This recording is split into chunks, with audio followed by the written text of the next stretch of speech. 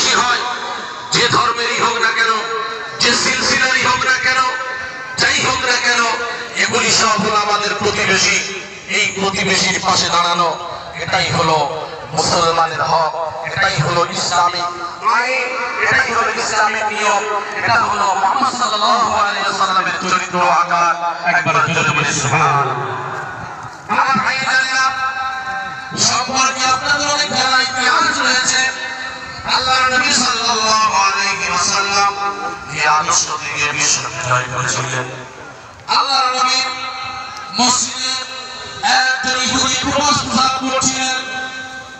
এই মুসলিম ব্যক্তি প্রসাদ করার কারণে খলিফায়ে মুসলিমিন হযরত ওমরের চোখ লাল হয়ে গেল।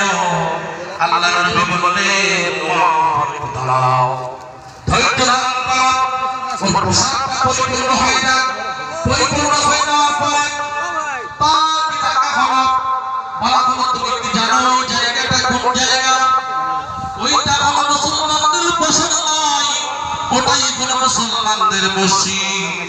ও বাবা, কোন উপাসনালয়, কোন পবিত্র স্থানে এমন কাজ করা শোভনীয় নয়।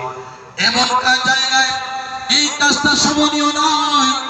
ওই সময় ব্যক্তি বলেছিলেন, আমি শুনেছিলাম আপনি হলেন সাইয়্যিদের, আপনি হলেন নেতা। আপনি যে নেতা, নেতা হলে তো এমন হয় না।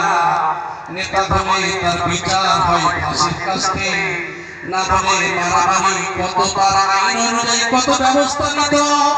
আপনি এমন সাইয়্যিদ, আপনি এমন নেতা, যে নেতার কারণে এত বড় অন্যায় করেছি, তারপরেও আপনার সুন্দর আদর্শ দিয়ে আমাকে বুঝিয়ে দিয়েছে।